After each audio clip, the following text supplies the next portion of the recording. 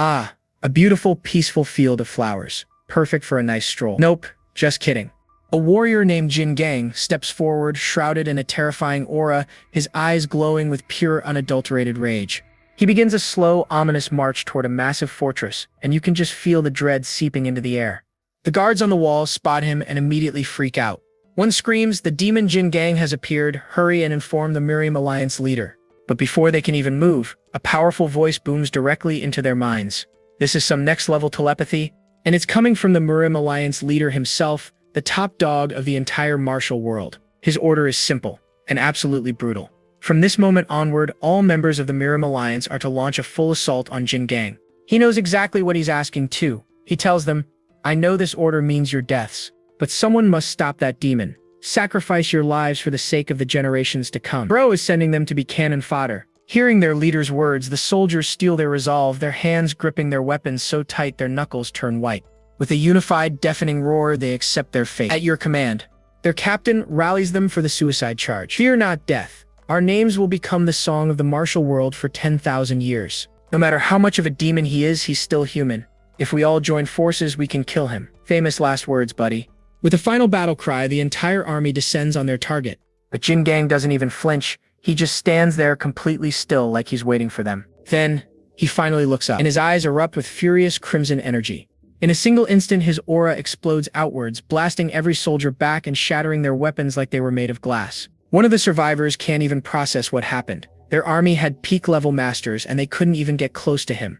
But he realizes something even worse. With every single person Jin Gang kills, his inner energy grows even stronger. Jin Gang lets out a monstrous roar and unleashes another devastating wave of power, literally disintegrating the Alliance members. Meanwhile, back in the command room, an advisor is desperately screaming at the Alliance leader. "We have to order a retreat." He drops an absolute bombshell. The investigation team found out Jin Gang made a pact with a yokai, a grade yokai that lives in hell itself.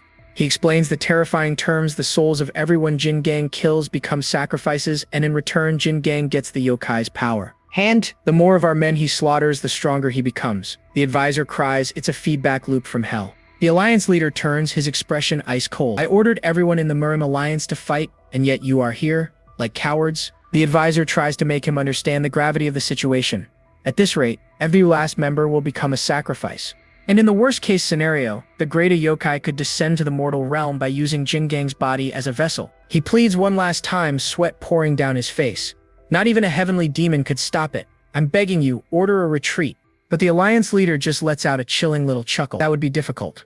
He smiles, and it's pure evil. A banquet table should always be lavish. We have an honored guest coming, how could we allow the food to be lacking? The advisor is completely baffled. What in the world is this guy talking about? Suddenly, the leader's jaw unhinges grotesquely, revealing a glowing blue monster mouth inside. "Do you know how much effort I've put in? It took me 500 years to find a vessel for Lord Rakshasa."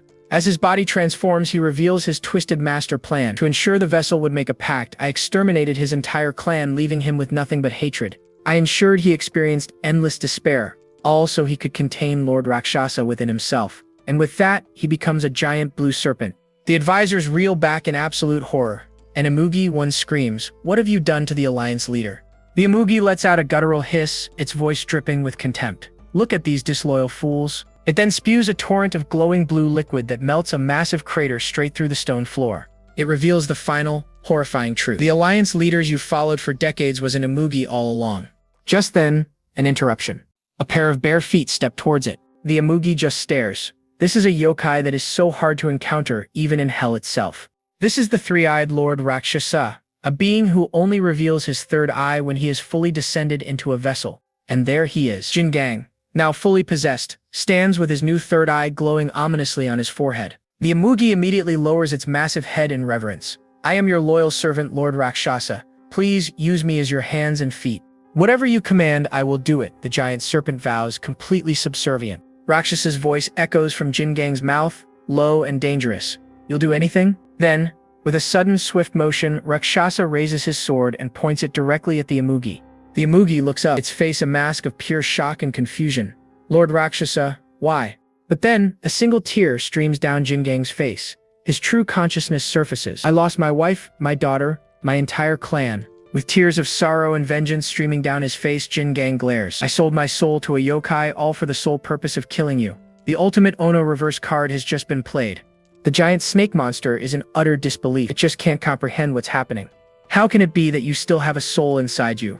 It roars, just as Jin Gang's blade slices clean through its massive body. With one devastating swing, powered by a lifetime of pain and a deal with a demon, Jin Gang's revenge is complete. At last, he thinks to himself, his hand finally resting on the hilt of his sword. His entire life has led to this single moment. His lifelong mission is finally done. He flashes back to the moment that started it all, holding his dying family in his arms as their home burned around them. Everything is over, he thinks, the pain just as raw as it was on that day. Standing before the crumbling remains of his nemesis, Jin Gang looks out over the destruction he caused, finally at peace.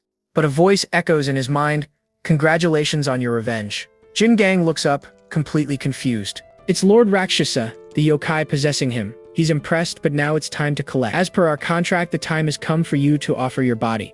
Jin Gang's expression hardens as Rakshasa makes his final chilling demand, "Accept me willingly, and savor the bliss of becoming part of a supreme being." Yeah, somehow I doubt that. We get a glimpse of Rakshasa's true form, a four-armed, three-eyed demon god meditating before a blood moon. This guy is the real deal.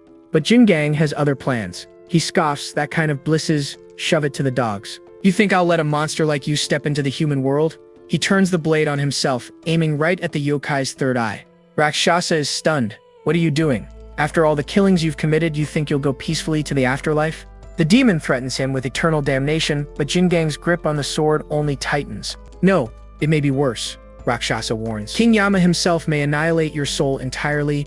That means becoming absolute nothingness." But this threat doesn't scare Jin Gang in the slightest. In fact, he welcomes it.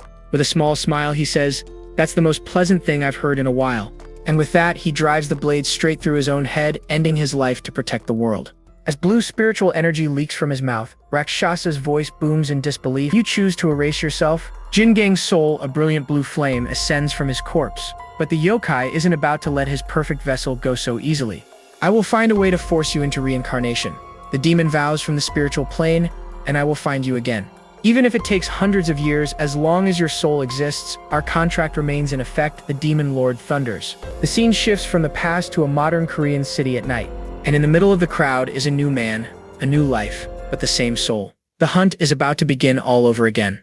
A massacre is unfolding, and these are the faces caught in the inferno. Surrounded by fire, a woman clutches a baby to her chest. Meanwhile, a young man lets out a scream of pure, unfiltered rage. Then, a spray of blood, and here's the monster behind it all. The Miram Alliance leader stands over his victim. The man on the ground can only scream in agony. With a sickening crunch, the Alliance leader stomps the man's head straight into the dirt. His final words are a twisted blame game. "All of this, every last bit of it, was your fault. Because you were weak."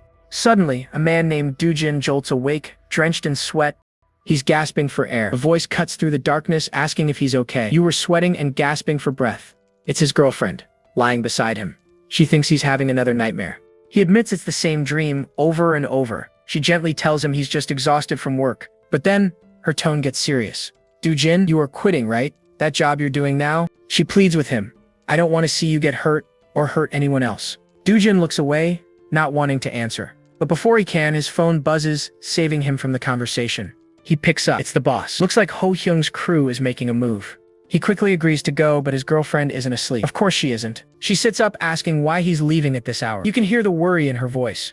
He tells her it's an urgent work thing, but then makes a promise. "Once this job's done, I'm telling them I'm done for good."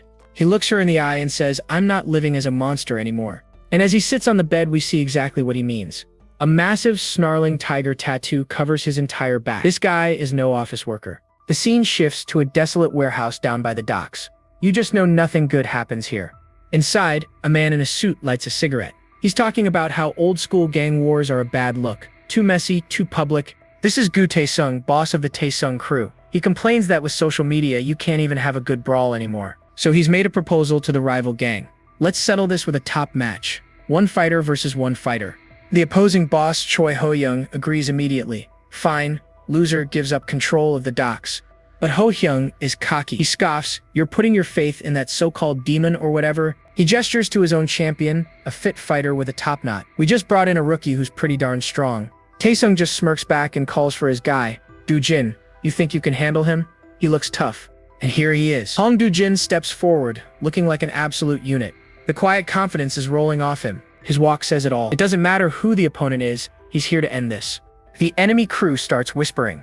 They can't believe this is the infamous demon. He looks younger than the legends say.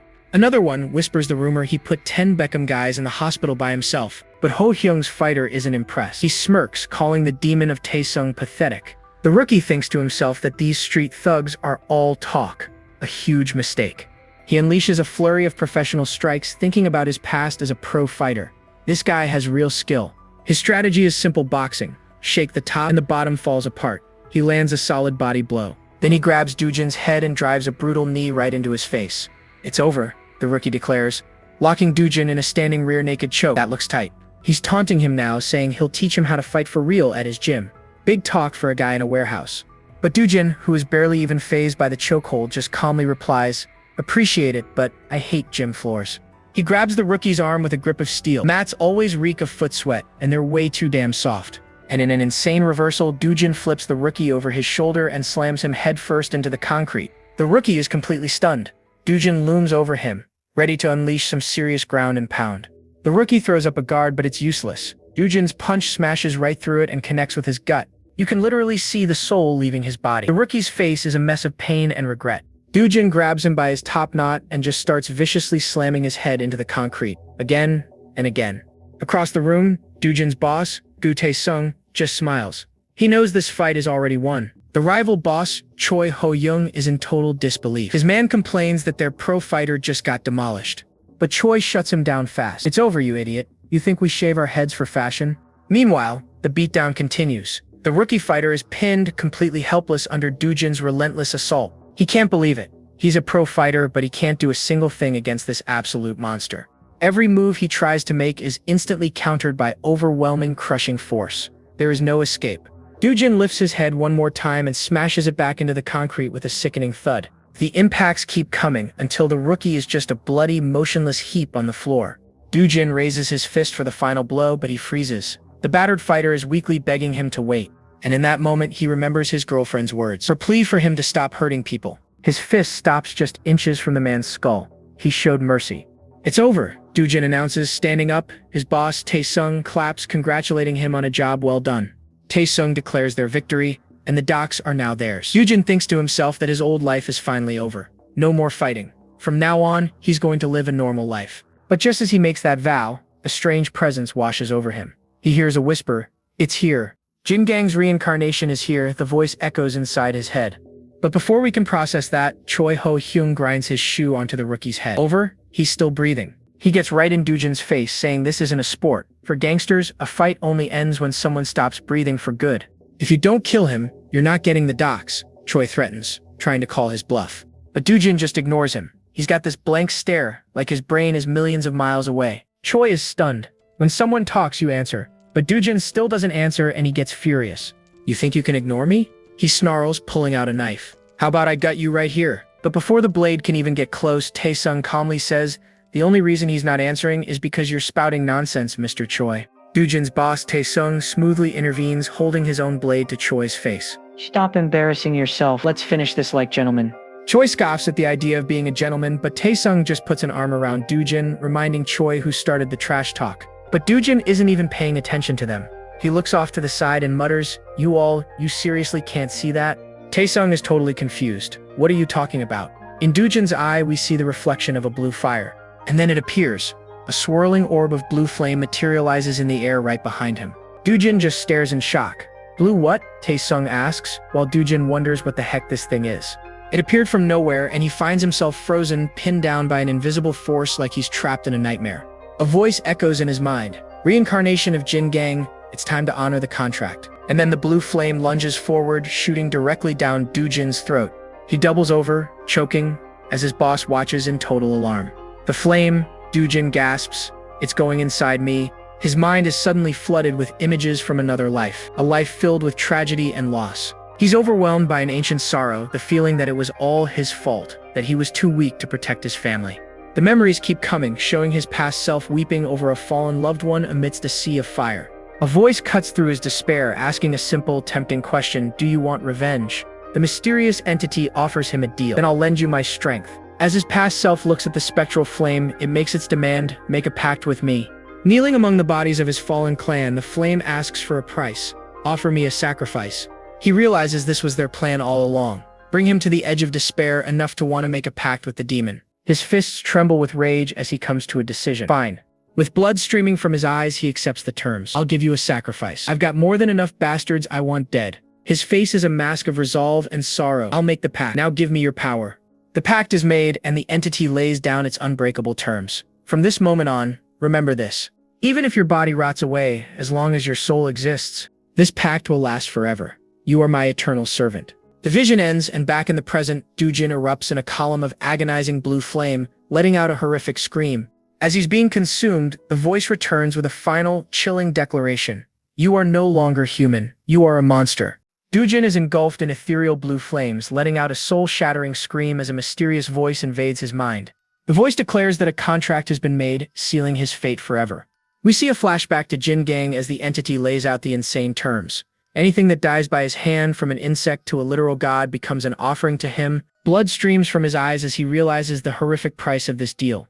In exchange for these grim offerings, the being promises him its own power, the power of the tyrant demon star feared by all beings.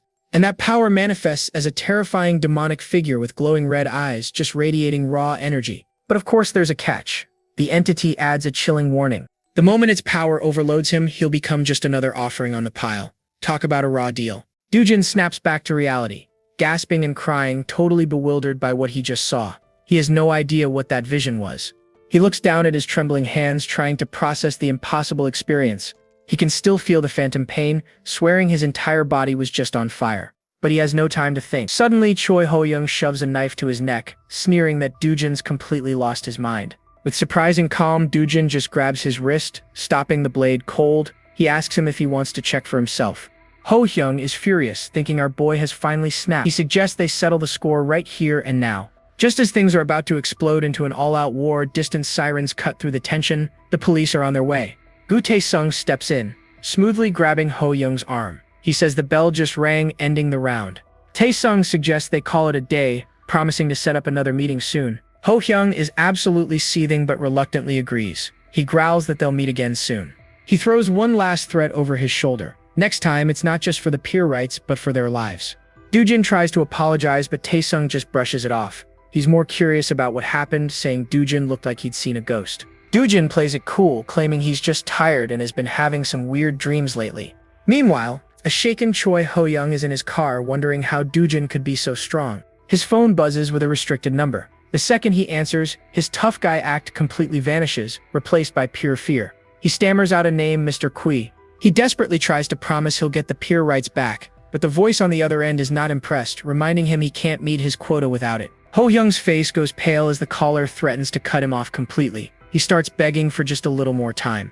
On the other end, the mysterious Mr. Kui just sighs, annoyed by all the begging. He complains that his ears hurt. Holding a strange, cracked orb, he agrees to wait, but gives him a terrifying deadline. He has until sunrise, and then we see it. This guy is surrounded by shelves filled with severed human feet. What? He commands Ho-young to get the pier under control. The call ends, leaving Ho-young trembling in his car. He can only whisper that this guy is a monster. Absolutely terrified, he frantically asks his driver for the exact time of sunrise. Lighting a cigarette with a shaky hand, he makes a decision. They have to crush the Tae-zong faction right now. His life and the lives of all his men depend on it. If they fail, they're all dead. Later that night, Dujin gets back to his apartment, totally unaware of the danger. But the second he walks in, he knows something is wrong. The apartment is dark and eerily silent. He looks down and his blood runs cold. There are unfamiliar, dusty footprints all over his clean floor. Before he can even process the first intruder, a second man lunges at him with a vicious overhead strike. But Dujin's reflexes are insane. He blocks the blow and immediately counters with a brutal punch to the gut. He follows up with a lightning-fast chop to the neck, dropping the thug instantly. One down. He then grabs the first intruder, who's already bleeding out, and prepares to gouge the man's eyes out. Man, this is brutal. He gives him a choice. Talk or go blind. He demands to know where the woman is. Just then, a new figure steps out of the shadows, clapping his hands. He's impressed, saying Dujin is just as tough as the rumors say. He introduces himself as the action leader of the Ho-young faction, and then he drops the bomb. They've taken his family hostage. He claims he's just following orders, but when Dujin sees his girlfriend tied up and terrified, his eyes burn with pure rage. He snarls, his face a mask of fury. He promises he's going to kill every single one of them. But the leader is completely unfazed. He tells Dujin not to get emotional, saying he knows exactly what the situation is. Dujin's fist trembles with suppressed rage. Totally defeated, he asks them what they want. He offers them anything. His Achilles tendon, his wrist, anything, just so they'll leave his girlfriend alone. But the leader just shakes his head.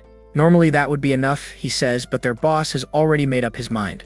They're gonna wipe out the entire Taesung faction tonight. Another thug whips out a knife and plunges it into Dujin. Dujin does the unthinkable. He grips the blade with his bare hand, blood pouring from his palm. With his hand bleeding, he makes one final request. He just wants them to promise they'll spare the woman's life. The leader seems surprised for a second, but then agrees. He gives his word he will not kill her. Hearing this, his girlfriend struggles and cries out, her eyes wide with absolute panic. Dujin looks down, filled with guilt, and apologizes to Hwa. He hates that she has to see him like this. Joa can only watch in horror, muffled cries escaping her gag as she sees what's about to happen. He thinks to himself that this is the end. He was so close to finally living a normal life. A memory flashes through his mind, the nightmare from his past life, holding his dying love in his arms. But he finds a strange sense of peace. At least this time it's him dying, not her. It's a small relief. And with Dujin's guard down, he's finished off by 2 other thugs. Dujin collapses to his knees, completely defeated as the rival gang members surround him. The leader turns to his men, telling them to leave the cleanup to the cleaners. They have to get to the boss before sunrise. One of his guys asks about the girl. The leader just smirks. Of course they're taking her. They can't leave a witness. He glances back at Dujin with a cruel look. The promise was to spare her life, not to let her go. As one of the goons starts laughing about having some fun with Ja, he's suddenly stopped dead in his tracks. He looks down in shock. Dujin, barely conscious and bleeding out, has stuck a knife into his leg. The thug screams as Dujin tightens his grip, refusing to let go even as his life fades. Furious, the thug grabs the knife and pulls it out. Wait, don't pull it out, the leader yells. But too late, the thug falls to the floor. Gotta hand it to you. To hit the artery so precisely while barely conscious, you deserve to be called a demon, the thug leader says. He's now on top of Dujin, grabbing him by the head with a knife to his throat. But now, rest in hell, he finishes as he slashes Dujin's throat. He orders his last man to move quickly. The man asks what they should do about Deokyu, the guy who's bleeding out. The leader coldly states that he's dead in 2 minutes anyway. He tells the cleaners to take care of him too. This guy is ruthless. As the gang finally leaves, Dujin lies motionless on the floor. He looks completely dead. But then that mysterious deep voice echoes in the darkness once more. How commendable. Suddenly, Dujin's eye twitches. He gasps in confusion, wondering what is happening. To offer up a sacrifice so soon, the voice chuckles. On the ceiling above him, a grotesque, pulsating mass of flesh and blood has formed. Meanwhile, the leader is in his van reporting to his boss that the job is done. Suddenly, a loud thud from outside startles them. Through the windshield, they see a dark silhouette standing in the fog. One of the men thinks something just fell. The leader, stone-faced, gives a simple order. Turn on the lights. As his subordinate flips the switch, they see a solitary figure with a knife. The leader stares in absolute disbelief. He can't even form the words. It's Dujin. He's just standing there holding a knife. The leader can't believe it, wondering if he's staring at a real demon. That deep voice once again echoes through Dujin's mind. It says that since he offered a sacrifice, and as it speaks, the horrifying wound on Dujin's neck begins to writhe and squirm, fleshy tendrils sealing it shut. The entity continues its declaration. As per the contract, it will now give him its power. Dujin looks up, the wound now a grotesque scar, and his eyes blaze with an unholy blue light. The pact has been fulfilled. In a forgotten corner of the city, a neon sign cuts through the darkness. Welcome to Taro Bar Hex. Inside, we meet our guy, Gu Taesung, settling in for a drink. The mysterious bartender already knows his order. Taesung jokes about how the place is always a ghost town. He is genuinely amazed she has not gone out of business yet, but she just smiles, saying her business thrives on believers. People like him who trust in the cards. He scoffs, asking if she is calling him superstitious. She plays it cool, calling him a valued regular as she pours his drink. But Taesung gets real for a second. He started coming here for kicks, but her readings have been 100% accurate. Every single time. She is super humble about it though. Just says he is a capable guy who has had a streak of good luck with the cards. He tells her to just take the compliment, teasing that her modesty is probably scaring away customers. Then she slides a deck onto the bar. She says readings are best when they are just for fun and asks if he is feeling lucky. He is like, for fun, huh? And goes for it, picking out 3 cards from the spread. And just like that, the mood completely shifts. The bartender's playful smile is gone, replaced by a dead serious look. Taesung immediately clocks the change in atmosphere. He asks, whoa, what is with that look? She flips the first card, the past. It represents victory. Okay, good start. Next up is the present, the star. It means he is still winning, totally fulfilled. Bro is living his best life. But then she picks up the final card, the future, and you can just feel the tension. She tells him it means change. Because of all his wins, a massive change is coming his way. Taesung is totally relieved. He says, "Just change? I was expecting something way worse." But her face goes dark. She warns him that the Tower card has another much darker meaning. Her voice drops to a whisper. It can mean change, or it can also mean ruin. She immediately tries to laugh it off, saying it is just for fun and not to worry about it. But the damage is done. And right on cue, a voice cuts through the silence, calling his name, Gu Taesung. It is a rival boss flanked by goons holding some serious hardware. He sneers that today is the day Taesung finally dies.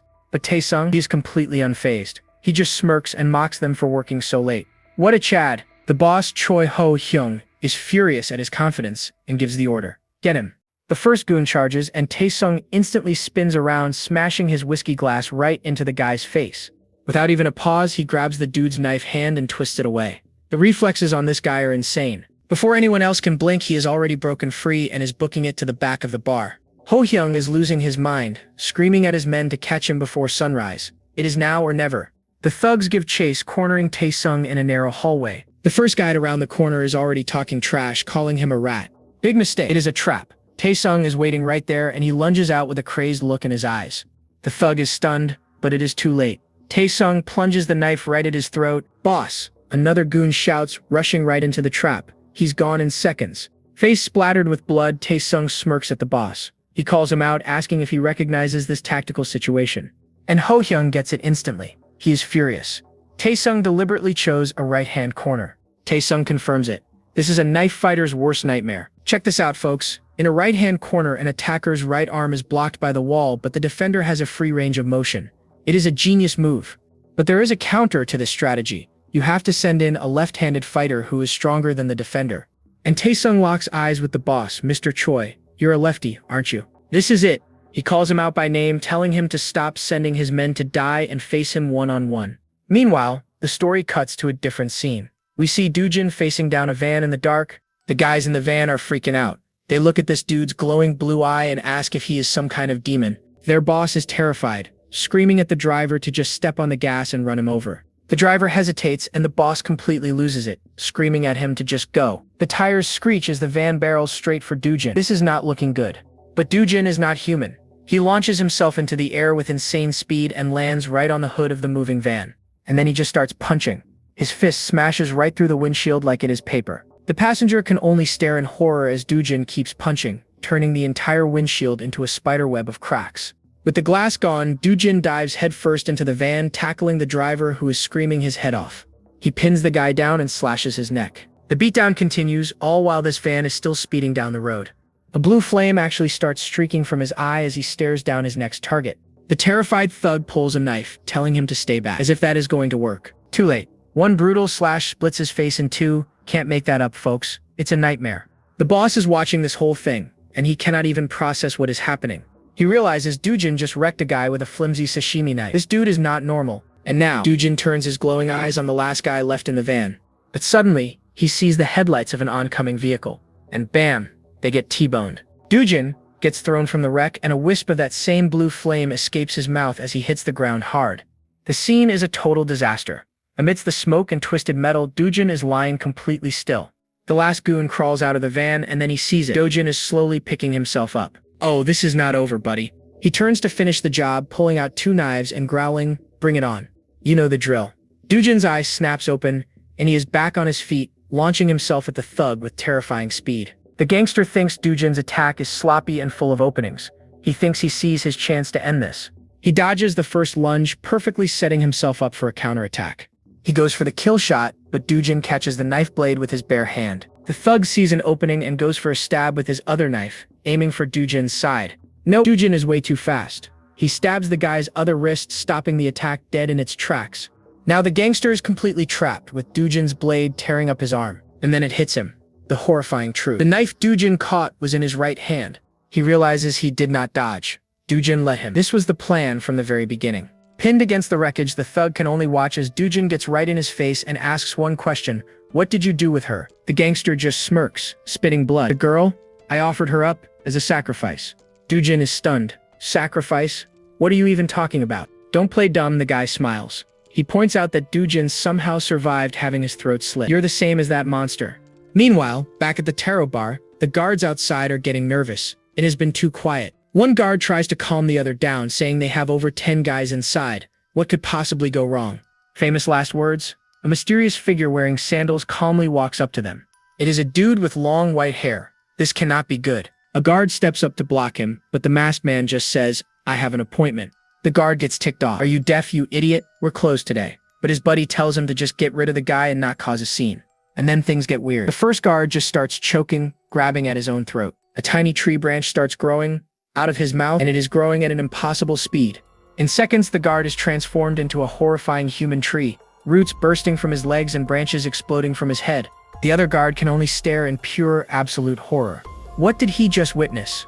The masked man just holds up a tiny snow globe and smiles. "I told you I have an appointment. We promised to meet at sunrise."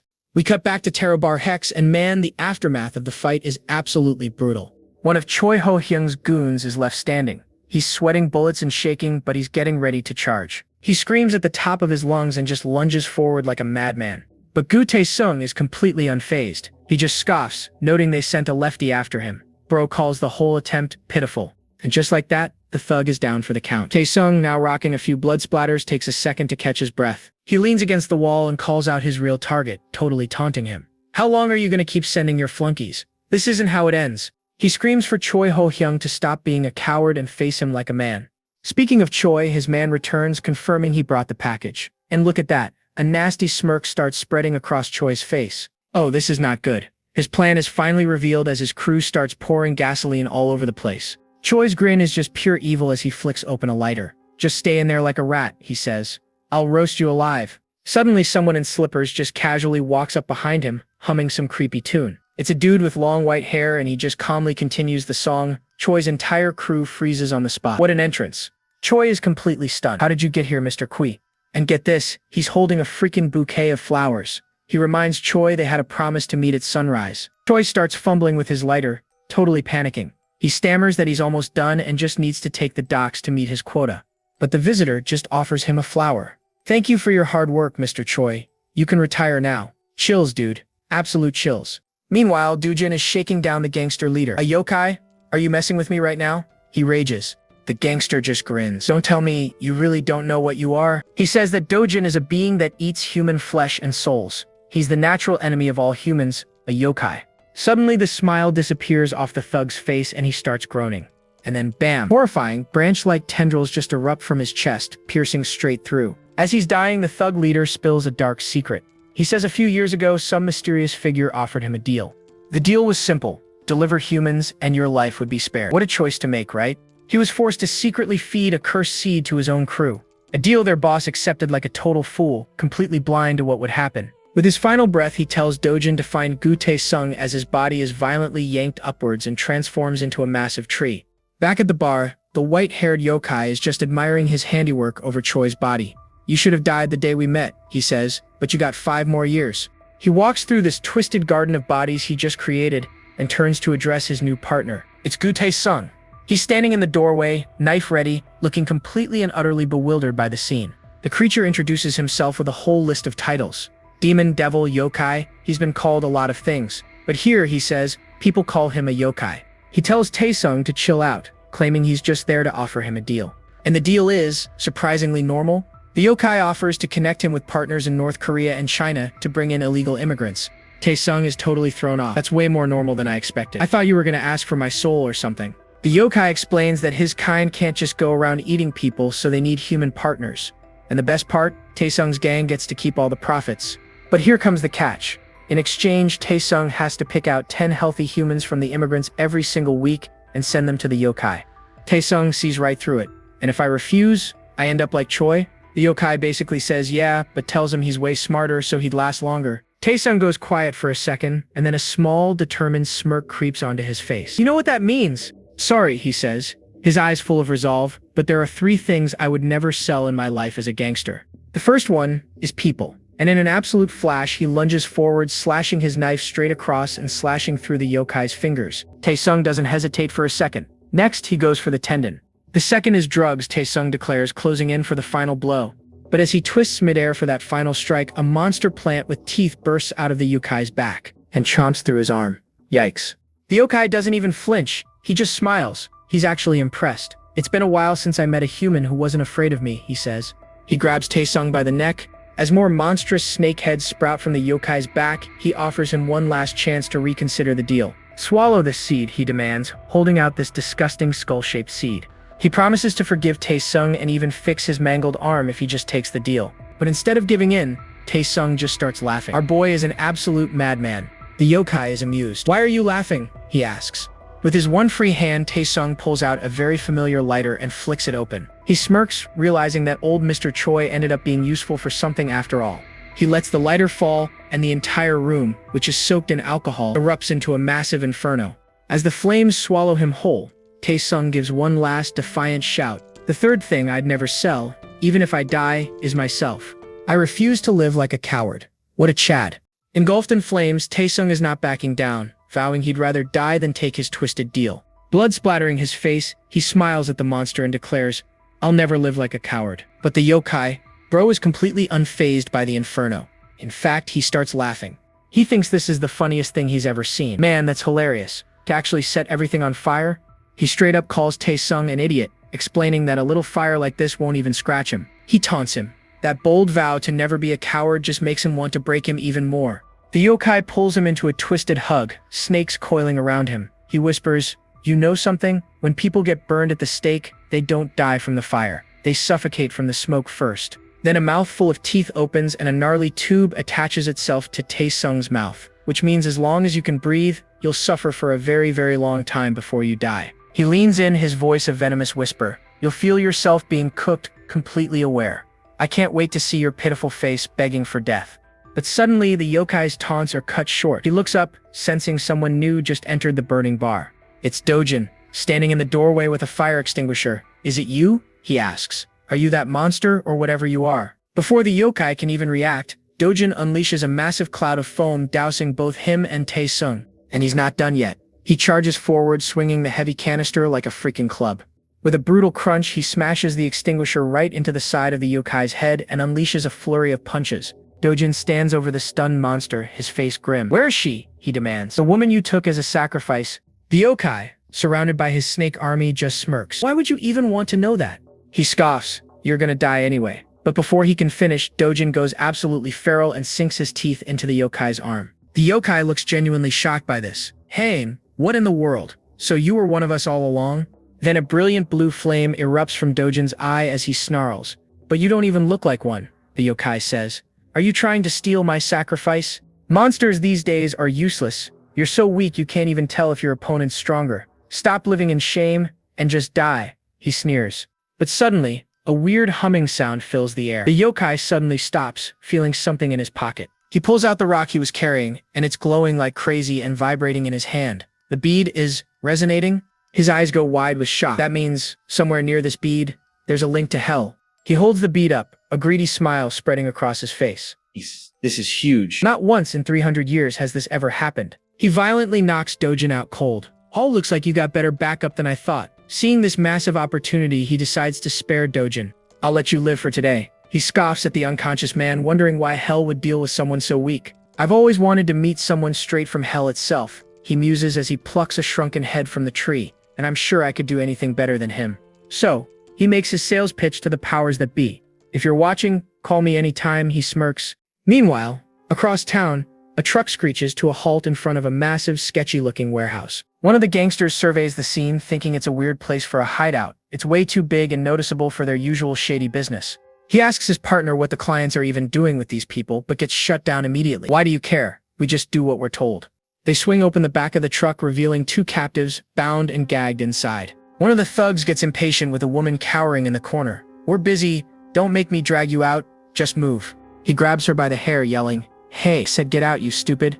But as he forces her head up, he sees her face. Her eyes are completely empty and unfocused. It's Jua, and she's just gone. The other gangster stares in absolute horror. He starts sweating, wondering, what in the world did they do to her? Plot twist. This guy's actually a cop. He graduated top 2 in his class. His superior, Chief Jang Sung-chul, explains that the top graduate is too famous. For a dangerous undercover job like this, the runner-up is perfect. He's doing this for his country.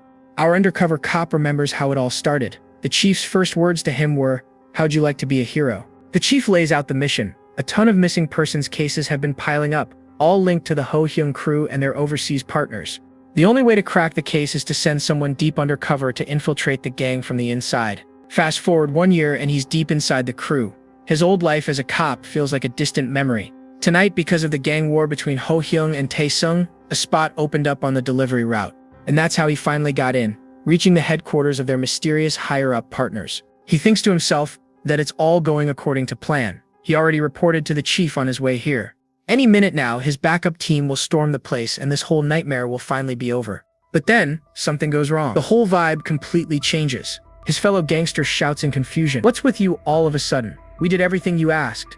A dude with a gnarly scarred face steps forward, calmly saying, "Sorry, but these are the boss's orders." He announces that their deal with the Ho Young crew is officially over. They're not partners anymore. Instead, he tells them, "You're now a product. What the heck?" The scarred man looks at him with pity. "You know fighting is pointless. Just accept it." But the gangster is not having it. Screaming, he lunges forward, ready to stab the man who just betrayed them. It's totally useless. The scarred man easily sidesteps the attack and smashes a powerful fist right into the gangster's jaw.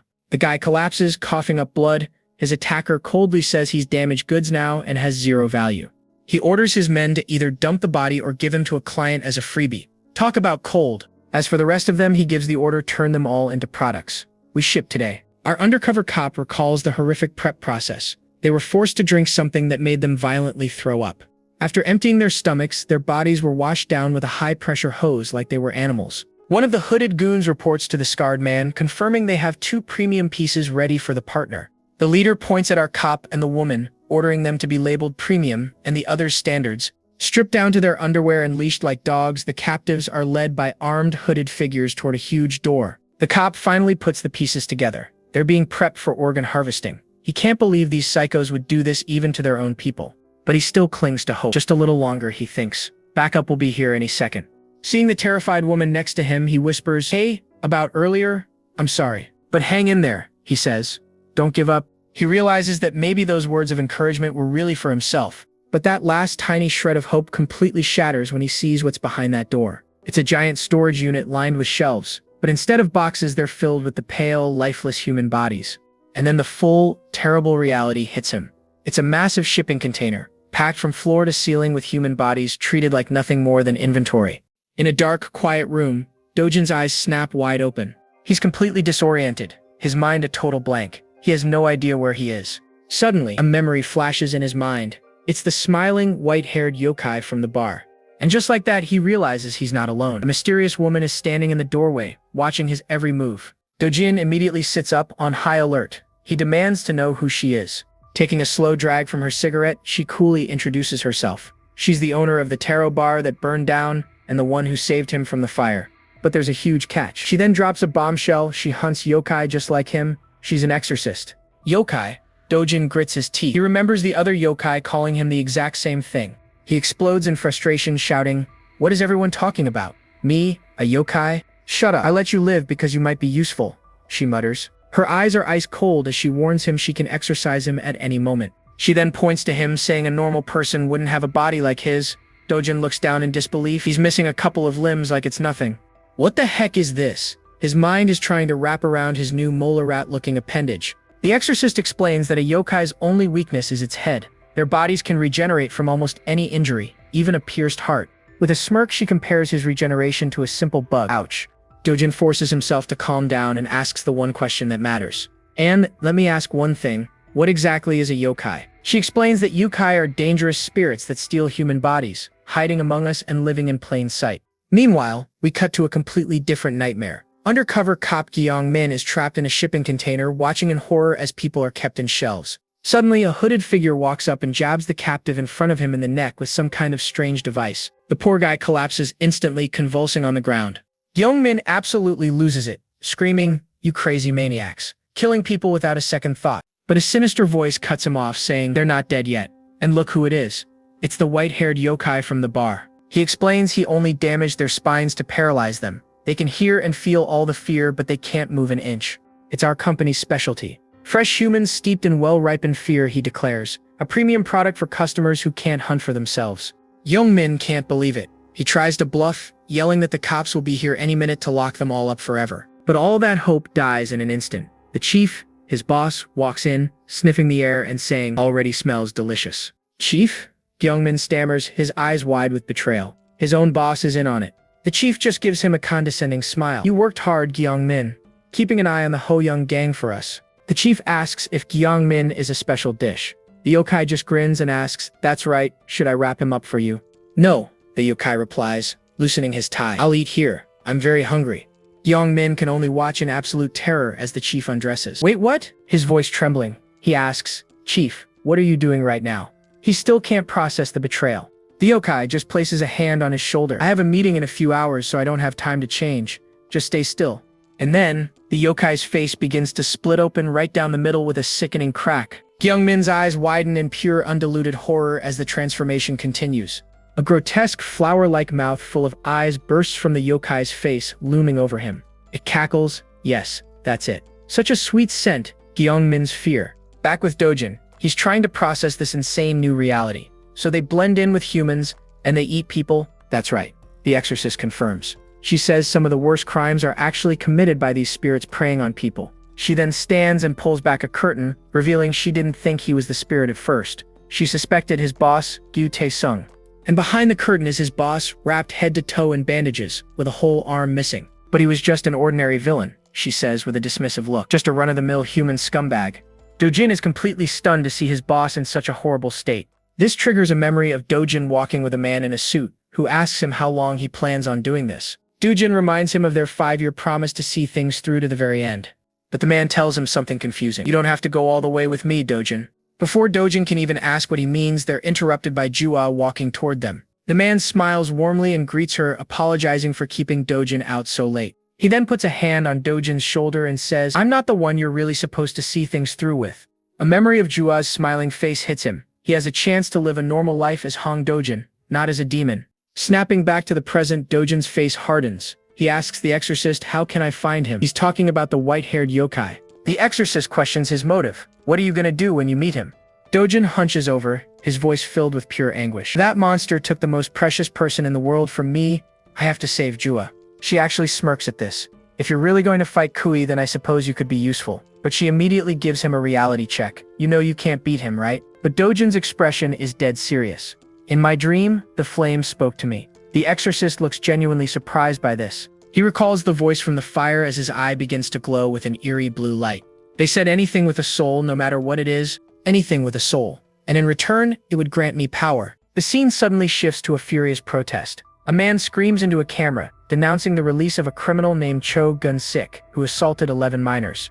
A massive crowd has gathered, all holding signs and chanting for the criminal to be sent right back to prison. A news report explains that this monster, Cho Gun-sik, was released just 1 week ago. A reporter on the scene describes the absolute chaos. It's not just protesters, but clout-chasing streamers turning the whole thing into a circus. One streamer with a huge chest tattoo is yelling at the building, "Come out and fight like a man." Another is getting ready to eat 20 cups of ramen to pray for his death. Yeah, it's a total sideshow.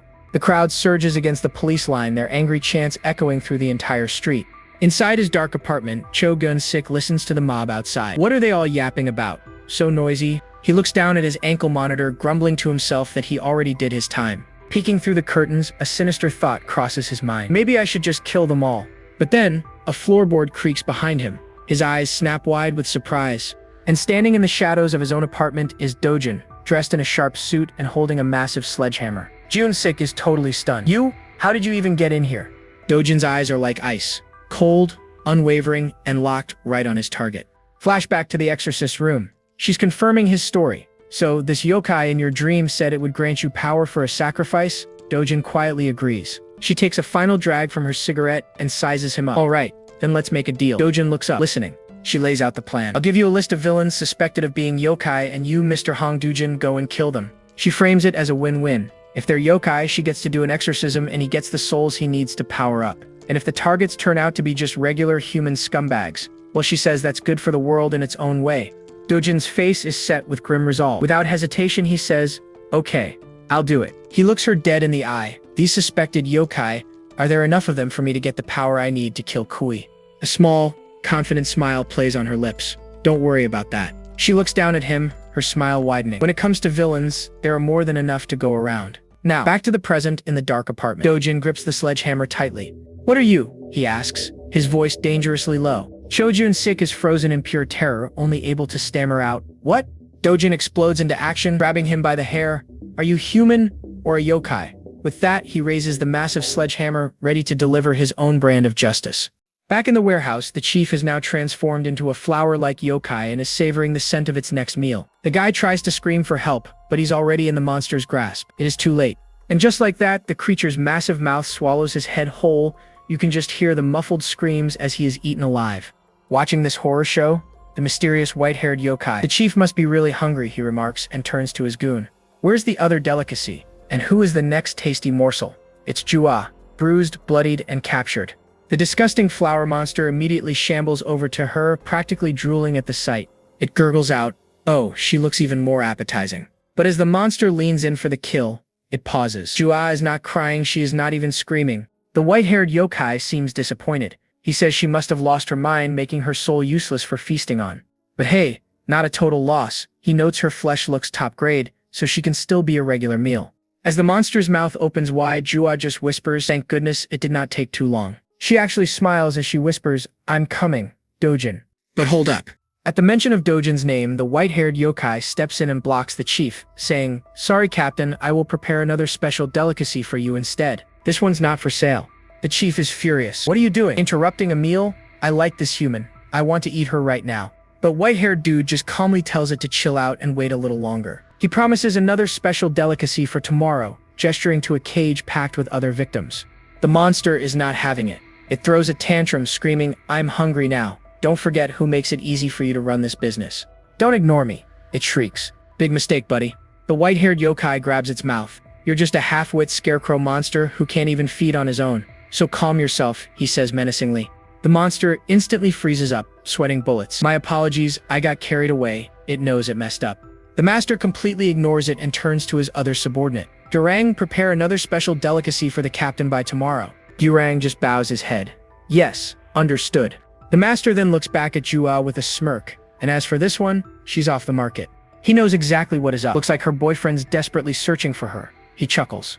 Meanwhile, Dojin is checking out his new powers. He watches in awe as his hand writhes and heals itself instantly. He clenches his fist, a look of pure determination on his face. This new body is a game changer. The exorcist explains the rules. As long as a yokai's head is intact, they can regenerate from almost anything. Dojin gets it instantly. "So I just have to crush their heads from now on, right?" The exorcist smiles. He's a quick learner. She then drops some more essential knowledge. Monsters have two ways of feeding on humans. One is literally eating human flesh for their appetite, and the other is using fear to consume the soul, what they call a soul feast. Dojin looks confused by that. She explains that monsters can literally absorb the souls of any human who fears them. "And you still have a human soul," she warns him. "So whatever you do, never let them scare you." And with that lesson, we are back in the action. Dojin has his first target by the hair, asking, "What are you? Human or monster?" The guy is absolutely terrified, pleading, "What is with you? Why are you acting like this?" Dojin does not say a word. He just brings the sledgehammer down with brutal, crushing force. He stands over the bloody mess, his face completely splattered with gore. Mission complete. Or is it? His phone buzzes. It is a call from Jion, the exorcist. He answers, hammer still dripping. "It's done. Just a human," he reports flatly. She asks if he is sure the guy is dead. "Check," Dojin says. Skulls split. But Jion is not convinced. "Yeah? But how can you be sure that you got the real head?" Uh-oh. And right on cue, a hand grabs Dojin's head from behind. He gets launched across the room, smashing straight through a door. The dead guy gets back up, his body twisting and contorting in a totally unnatural way. Man, this is nightmare fuel. He flips through the air and lands right on Dojin's chest, pinning him to the floor. Dojin is about to slam the hammer when a foot comes crashing down, pinning his hand to the floor. The guy grins through his pulp face. "You are not like the others. Are you an exorcist?" Its foot, now contorting into a grotesque shape, stomps down hard on Dojin's hand. The yokai starts complaining. "It is always like this. You cannot catch the high-level monsters, so you come after low-level guys like me. But you think I am going to lose to a rookie who cannot even find the right head." It taunts. And then it transforms. It morphs into a grotesque, spider-like beast with a massive body. "Are you frozen after seeing my true form?" The monster drools as it leans in close. "Fine. Even better. I am tired of holding back anyway." But just as it opens its mouth to feast, Dojin's hand shoots up and stabs its eye. The monster screams out in pain and Dojin kicks the massive monster clean off of him. He gets to his feet, hammer in hand, and casually says, "You talk too much. Anyway, I think I'm sure this time." And he smashes it right into the yokai's newly formed face. The monster stumbles back, spitting blood in disbelief. "What? But you are just a human." Totally enraged, it swings wildly, screaming, "How dare you?" But Dojin easily dodges, and a cold realization dawns on him as he watches it move. This thing might have brute strength, but it has never been in a real fight. It is just a total amateur. The yokai is getting more and more frustrated, gritting its teeth in pure anger. Finally, the beast gets its hands on him, trapping Dojin in a crushing bear hug. "Got you, you rat." It squeezes tighter, taunting him. "Let's see you swing that hammer now. I'm gonna snap your spine."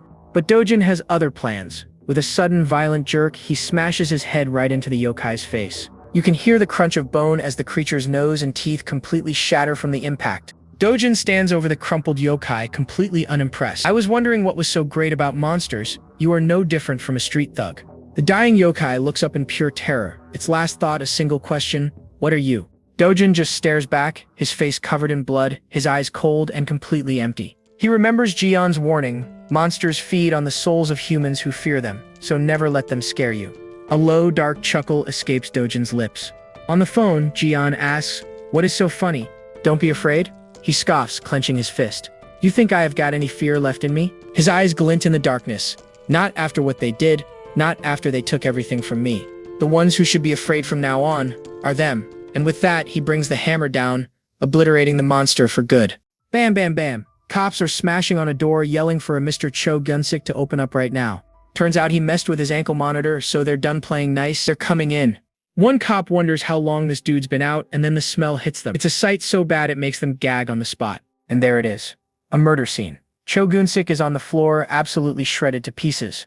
The news explodes. Cho Gunsik, a known scumbag, was found dead just 1 week after getting out of prison. Cops are calling it a revenge killing. I mean, look at the body. The dude was torn apart. Dojin and the exorcist are watching all this beside Taesung's hospital bed. "Wait a minute. If that guy iced was a yokai, why would he even bother going to prison?" Dojin asks. The exorcist explains that yokai can't just go wild and reveal themselves to the world. If they did, the bigger, badder yokai would hunt them down and end them. Dojin is still totally lost. You can see the confusion on his face, so she breaks it down for him. To yokai, humans are just livestock, a limited, precious food source. And the top-tier yokai who run the show want to keep humanity completely in the dark. She drops a chilling line. The best way to manage livestock is to make sure they never know they're livestock. So Dojin connects the dots. The guy I fought, he was just some low-level punk then? She confirms it. He was a minor yokai, the absolute bottom of the barrel. Dojin basically got lucky. Dojin clenches his fist, his eyes burning with resolve. "Then find me a real opponent next time." Looking at his battered friend, he knows he has to level up, and fast. She's like, "Already on it." But she warns him he'd better be ready for what's coming. "The strong ones are beyond anything a human can imagine," she says, handing him a photo. Dojin stares at the picture. "This guy is a yokai? You're sure about this?" She admits she's not 100% sure, but the odds are high. "Look familiar?" she asks. "Yeah," Dojin says, his gaze locked on the photo. "I know him very well. It's their old boss. The guy who brought him and Taesung into the gang life in the first place." And boom, we flash back 15 years into the past.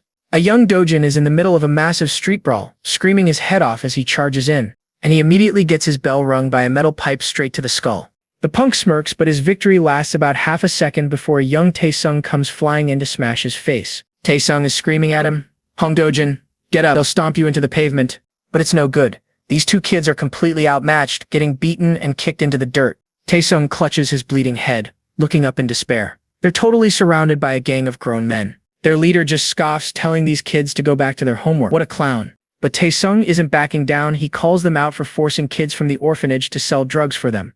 The leader just stares at him, cold as ice. "So what? What's wrong with making some orphans sell a little dope?" Taesung can't believe what he's hearing. His face is practically shaking with pure rage. The leader says he'll let them live because they're just kids, but they still need to be taught a lesson. He gives a chilling order to his goons: cut their Achilles tendons so they can never defy an adult again. Suddenly, a new voice cuts through the tension. "Aren't you ashamed of yourselves? Pulling weapons on kids?" The boys look up and see a massive, imposing man in a suit. It's the guy from the photo. The gang leader, completely clueless, tells the old man to get lost before he gets hurt. But this guy just keeps walking forward, calmly taking off his jacket. "Oh yeah, he's not going anywhere." With a confident smirk, the man cracks his knuckles and asks, "You guys not gonna come at me, or should I go first?" The younger thugs just roll their eyes. They think he's just some crazy old dude. But without any warning, one of them gets poked in the eye. Oh, the agony. He follows it up with a vicious knee to the gut, and while he fights, he starts dropping some knowledge on the boys. When you're facing a crowd, he says, you don't fight them one by one. He tells them to treat the entire group as one enemy and to collapse the weakest link first. It's like a surgical strike. He keeps up his brutal lecture, effortlessly dropping goons left and right. The key, he explains while dodging a knife, isn't to beat them all. It's to completely shatter their will to fight. The boss keeps schooling them, saying the goal isn't just to win, it's to make them so scared they never want to fight you again. The gang leader can only watch in absolute horror, stammering, "What is this guy?" The boss explains that once an enemy loses their will to fight, they stop being an enemy. They become an obstacle, something you can use to control the flow of the entire battle. Another punk rushes in, and the boss just casually grabs him by the neck. He then brutally smashes the guy's face into the concrete, splattering blood everywhere. Standing over the bodies, he turns to the two kids watching. Now, where's the next attack coming from? A young Dujin, his eyes laser-focused, calls it out. The left? And just like that, the boss blocks a punch from the left and delivers a devastating counterstrike. All right, let's review, he says to the speechless kids. Against a crowd, you don't defeat them, you do what? And Dujin answers, his voice dead serious. Hid. Break their will to fight. The boss smiles. Young people really learn so quickly. Then he pulls out a knife. The rival leader is freaking out, begging for his life. Wait, we were wrong. We'll never touch those kids again, I swear. The boss thinks about it for a second, then agrees. Really? Okay then, I'll spare you. But the second the guy sighs in relief, the boss slices his ear off without even blinking. You still need to be punished though, he says with a terrifying grin, so you can never defy adults again. He wipes the blood off his knife, casually mentions he's hungry, and turns to the two boys. You kids eaten yet? He asks with a warm, friendly smile. Uncle will buy you something delicious. The scene shifts back to the present. Dujin is now sitting across from that same man, his old boss, at a restaurant. It's been a while, Chairman, Dujin greets him. The man, now much older, just waves him off. Chairman, I retired a long time ago. His face gets serious. I heard about Tae-sung. I heard he got hurt. He takes a drink and gives Dujin a heavy look. This is why I told you. Being a gangster means you just keep piling up bad karma. And one day, all that karma comes back to collect. No gangster gets to live forever. Dujin gulps down his drink. It wasn't just Tae-sung. They took my woman too. The chairman just listens as Dojin's hand reaches under his coat. Then with a loud thud, Dujin places a massive gleaming knife right on the table between them. He looks his old mentor dead in the eyes, his own reflection staring back at him from the blade, and asks a chilling question. So I'm asking you right now, Chairman, are you human or are you a yokai? The exorcist lays it out plain and simple. Their old boss, the guy who turned them into gangsters, was basically a father figure to them. So she has to ask, is Dujin really ready to face the man who raised him? And Dujin can't deny it. In his head, he admits she's not wrong about the whole teacher or father thing. But that same man is also the one who forged him into a literal demon on the battlefield. The photo in his hand reveals the target's name, Chairman Kwak Jangpil. This sparks a flashback, taking us to a small, unassuming gukbap joint. Inside, a much younger Jangpil slides over a bowl of soup, asking a simple question, you hungry? Across the table sit two kids who have clearly been through it. A young Dojin and Tae-sung looking completely broken. Dojin, ever the pragmatist, cuts right to the chase. He thanks him for the food, then immediately asks, why help us? What do you want? But Jangpil just keeps on smiling, saying they're not so different, him and them. He tells these two kids that, just like them, he has got nothing left to his name. Turns out he did a 20-year stretch in prison for his crew, and when he finally got out, everything he built was gone. His organization, his buddies, even the woman he loved, all of it vanished. So he came up with a new plan. Find guys just like him, guys with absolutely nothing to lose, and claw their way straight to the top. And as Dojin recalls, the chairman taught them everything. First lesson, how to throw a punch. Next, he taught them the brutal efficiency of a knife. And most importantly, he taught them how to think and how to put their enemies down for good. Under his command, they fought relentlessly. Dojin became an absolute monster, standing over a mountain of bodies. The last guy standing can only stare in pure terror, unable to believe one man caused all this carnage. And that is when they started calling him a demon. But this thug has one last trick up his sleeve, or back. He pulls out a knife and charges Dojin. But Dojin, with ice in his veins, catches the dude's wrist and just snaps it with a sickening crack. Effortless. And right on cue, the chairman, Kwak Jangpil, strolls in, clapping. He congratulates Dojin on handling the trash. He gives Dojin a pat on the back. Good work, he says. Now let's see what we fought for. But when they open the bag, it is packed with drugs, and the chairman is absolutely furious. He looks at the guy, Jungmin, demanding to know where the rest of the shipment is. But Jongmin spits back that he is a dead man either way, so he is not saying a thing. The chairman just lets out a cold laugh. Smart move, but how about we try this instead? He leans in close and threatens to sell Jongmin's wife and daughter off to some remote island. A truly low blow. And that is the trigger. Jongmin absolutely loses it, screaming that his family has nothing to do with this mess. He lunges, but the chairman calmly catches his hand and starts crushing his fingers, mocking him for being so rude. Bro has no chill. But that is when Dojin has seen enough. He steps in. Chairman, I need to talk to you.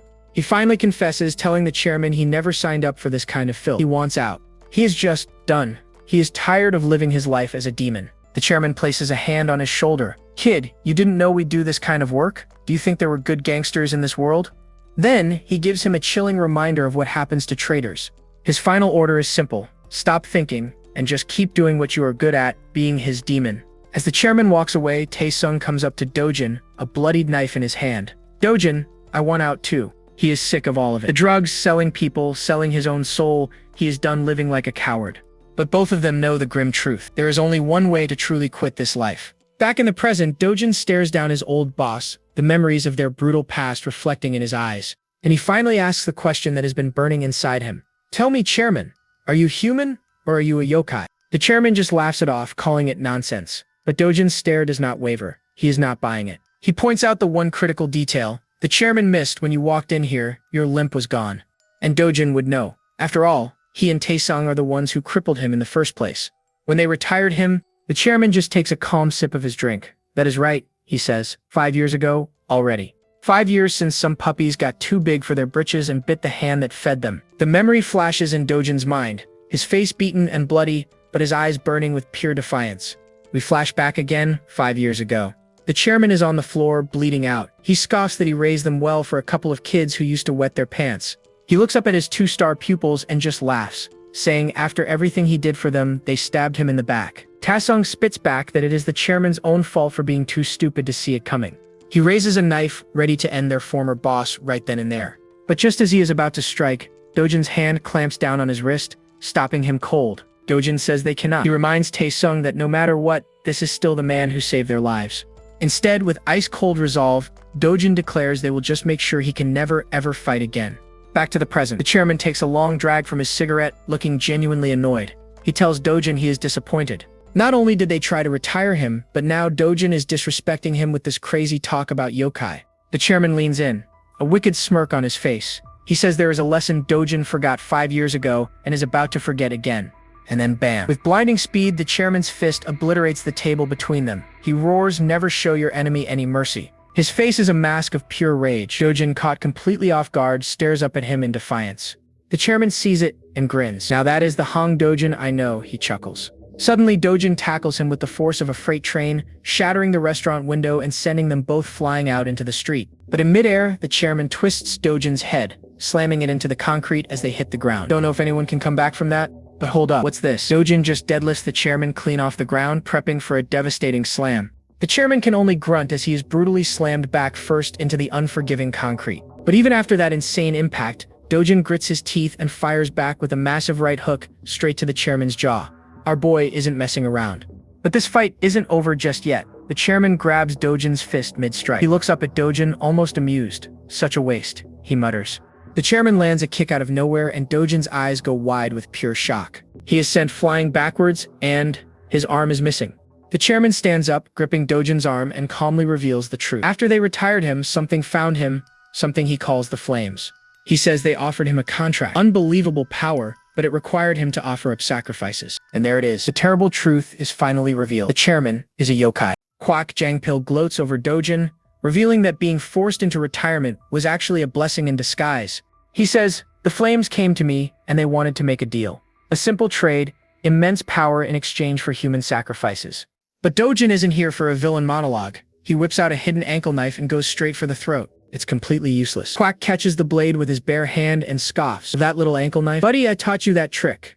And with a single flick of his wrist, he demolishes Dojin, slamming him face first into the concrete. Before Dojin can even see straight, Quack sends him flying across the room with an absolutely brutal kick. Quack starts lecturing him, reminding him of an old lesson. When you meet someone stronger, don't try to win, focus on surviving first. And to really hammer the point home, he lands a devastating punch that sends Dojin crashing straight through the far wall. Quack mutters what an idiot Dojin is, but then his eyes go wide. Something's wrong. Because Dojin is getting back up.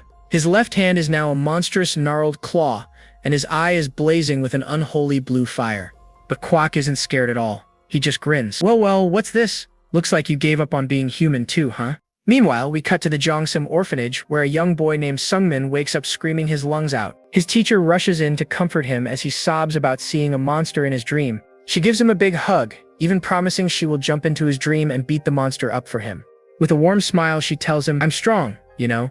Teacher will protect you from all those monsters." But as the boy walks away, the exorcist from the tarot bar appears in the shadows. This teacher's is definitely not who she seems. The exorcist notes that the yokai Dojin is fighting is way stronger than they thought. In fact, he might actually die. And the teacher's response is ice cold. She just says if he dies, they will find another child to use. Ouch. The exorcist says the power gap is like a cat fighting a tiger, but the teacher just smiles. This is the perfect test for Dojin's true potential. And speaking of potential, we are back to the fight. Dojin charges forward, that blue eye locked on his target. He lands a solid punch right on Quack's jaw. But Quack just eats the hit and grins. He tells Dojin, "You are the same as me, not human or yokai, but a contractor." Dojin has no idea what that means, and his confusion gives Quack the perfect opening for a cheap shot. As Dojin recovers, Quack starts a lecture. "Yokai do not live in the human world," he explains. "They come from hell. They slip through cracks into our world with only one goal in mind: to eat humans.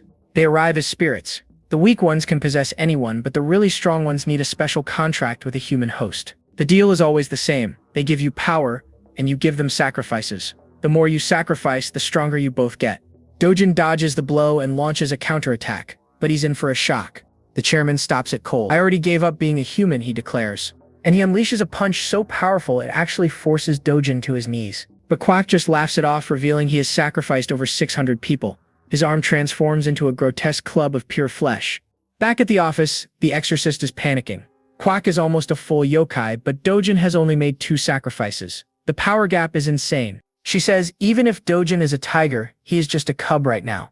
He could be killed. But the director just calmly sips her tea. "Good point," she says. "But Quack will not kill him." She explains this was never about winning. It was all a test to see if Dojin was a cat or a tiger. The exorcist is totally lost. But the director just smiles and says Dojin has not received his reward for the sacrifices yet. And right on cue, as Quack's flesh club smashes down, Dojin blocks it with a brand new monstrous yokai arm of his own. Quack just roars with laughter, absolutely thrilled. He shouts, "This is fun. Dojin, you are really something else." Dojin clenches his new demonic fist, feeling the raw, untamed power coursing through his veins.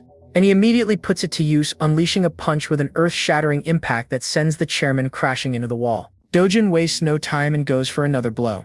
The chairman narrowly dodges, and they both trade brutal blows. But Quack is a tank. He laughs it off, his demonic eye glowing, and throws a massive counterpunch. Dojin takes the hit head-on, his blue eye flaring as their monstrous fists collide in a burst of energy. And it is on. The two trade another flurry of insane blows, a brutal back and forth of pure demonic strength. Quack is having the time of his life, grinning like a madman. "So your left arm is just like mine now, huh? But what about your right side?" he taunts. But in a split second, he pauses and takes the blow. "You idiot. If I was not holding back, your skull would be shattered right now." Quack crosses his arms, warning Dojin that this reckless charging is just going to get him killed. And check this out. A strange vortex of energy starts swirling in his palm. But Dojin is not backing down an inch and is coming in for another blow. And in a flash, Quack's arm shoots out like a grotesque spear, impaling Dojin straight through the chest. "I can't keep playing if you keep this up," he tells Dojin. Dojin is literally pinned to the wall with the flesh spear. This looks bad. Quack explains that yokai fights are not just brawls, and to prove it, a sharp blade extends from his finger. He reveals they use magic too. He lectures the pinned Dojin. "Even with a yokai's arm, if you do not know magic, you are just a child's."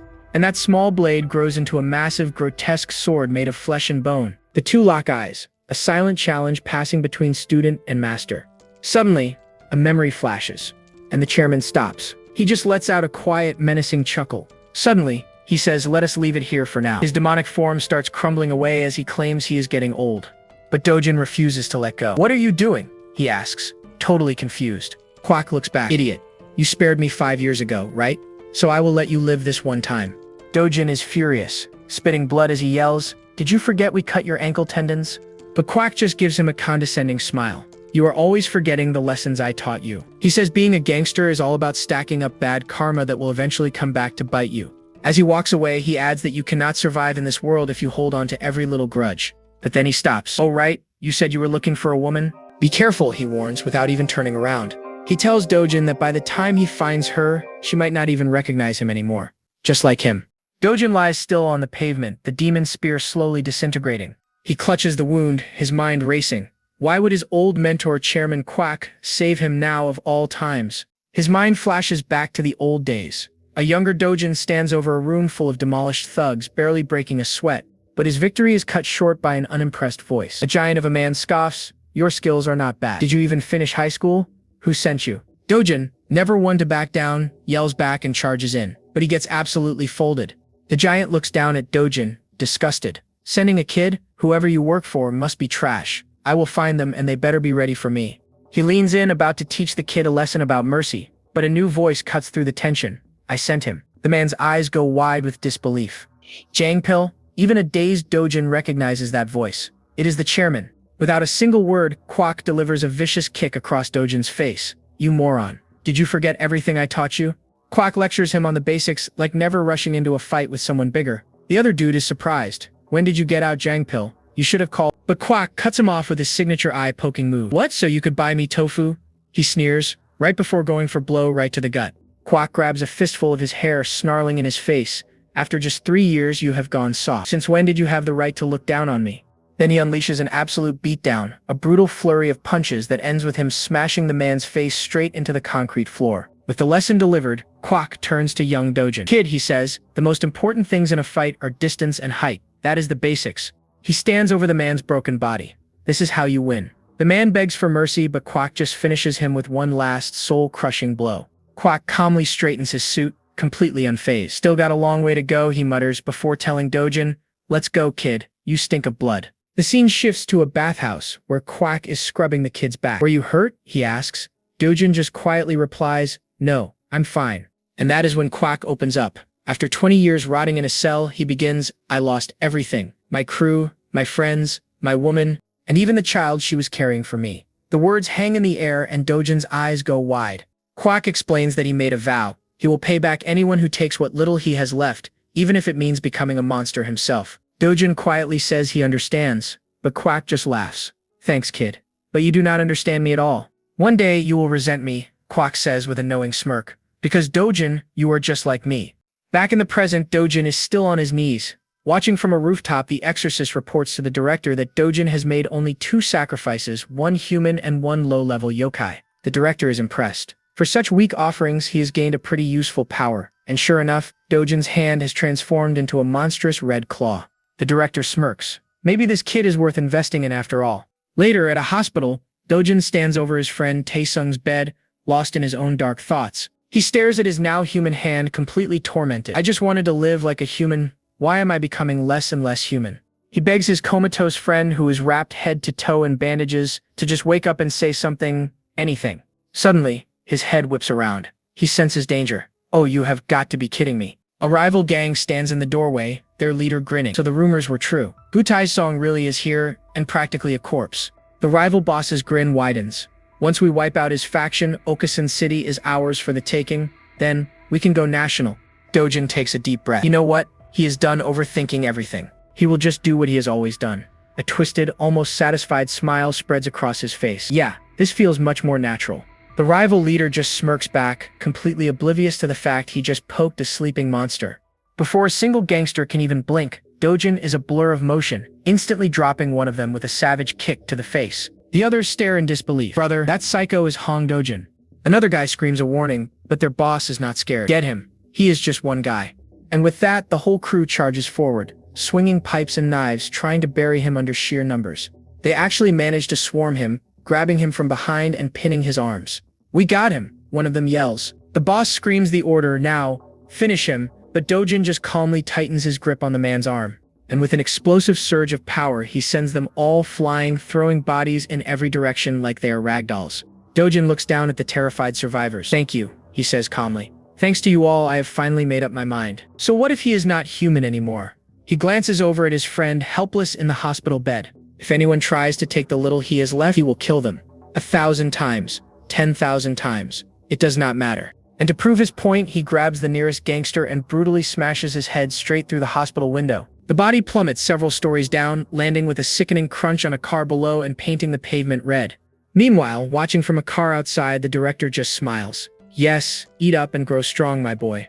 The exorcist asks if she was the one who leaked Taesung's location. The director explains that for thousands of years, humans have fought yokai, but 300 years ago, the entire balance was shattered.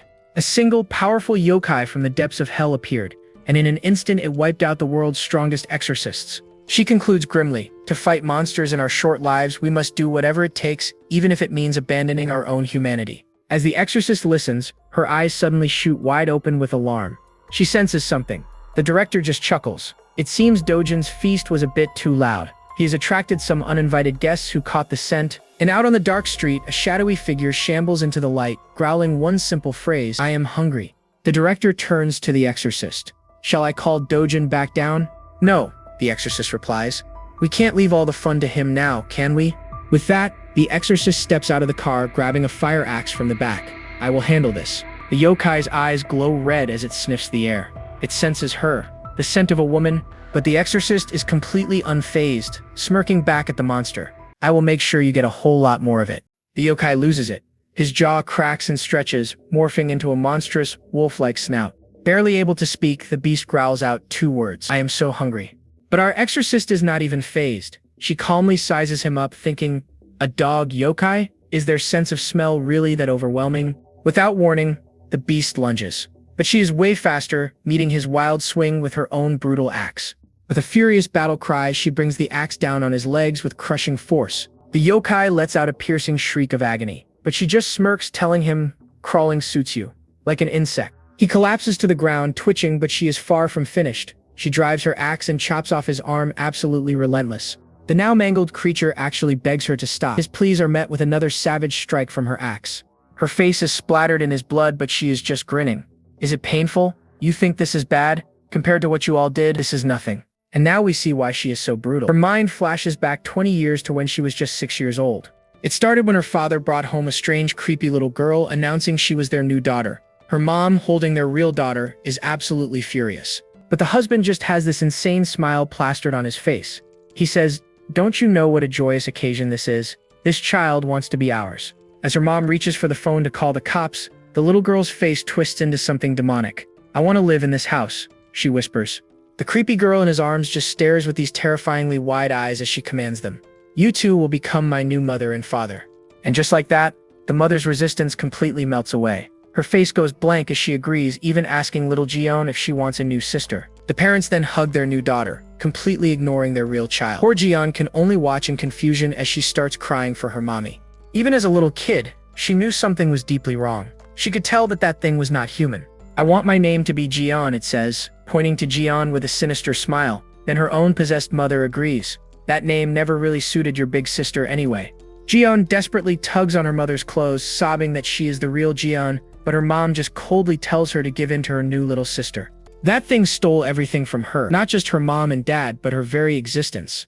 Later that night, a strange sound wakes Jiyeon up. Still half asleep, she calls out for her mom. She hears her parents' voices doting on their new princess. Peeking through the door, she sees them standing there with those same creepy, vacant smiles. And then she sees the horrifying truth. Her parents are just watching as the new girl sits in front of some kind of ritual feast. The thing's eyes glow a demonic red as a dark energy rises from its body. Her parents are literally bowing to it as it eats their souls. 2 weeks go by. Officials from the district office show up, worried because Jiyeon has not been in kindergarten. They know someone is inside, but no one answers. The official warns them that they will have to call the police for child abuse. Suddenly, the door cracks open, and what they see is terrifying. The mother looks completely insane, with sunken eyes and a manic smile. The official demands to see Jiyeon, but the mother blocks the door. She insists the girl is fine and just being homeschooled. Not buying it for a second, the official shoves the door open and forces her way in. The sight and the smell that hits them is pure horror. There, on the floor, is the father's dead body. His face is frozen in a silent scream, surrounded by blood and strange symbols covering the room. Standing over the horrific scene is the yokai child, splattered in blood. It turns to the crazed mother and asks, "What are you doing?" The possessed mother receives a chilling order from the creature.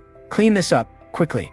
The official screams in horror, as the possessed mother goes on a rampage. Meanwhile, little Jian is curled up inside the bathtub trying to block out the horror. The mother stands over the bodies, clutching a bloody knife. She whispers to the yokai child, "Mommy will protect you. No one will ever touch my daughter." But then, the true monster reveals itself. A massive, pale creature looms over them, laughing that the mother's soul is too empty to be a good meal. "It is a bother," the monster sighs. "So just die." And with a broken, deranged smile, the mother actually agrees to die, all while little Jian listens blankly. With that done, the demon heads for the last remaining family member. The creature stands over her. "So you did not fall for my magic. Your spiritual energy is quite strong," it says. Its hand transforms into a grotesque claw. "I like it," it gurgles. "You will make for a perfect last meal." But little Jian is too far gone to. She's emotionless. The monster taunts her, saying it is no fun when she is so calm. Looking back at that time, she was rather glad. Her nightmare was finally about to end. Then she could wake up and finally see her real family again.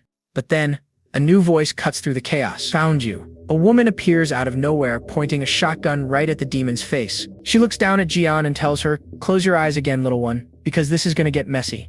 And with a massive blast, she blows the yokai's head clean off its shoulders. That day was the day she first met the director. That's a wrap on this recap. Hit that subscribe button to help us keep pumping out awesome content. Catch you in the next one.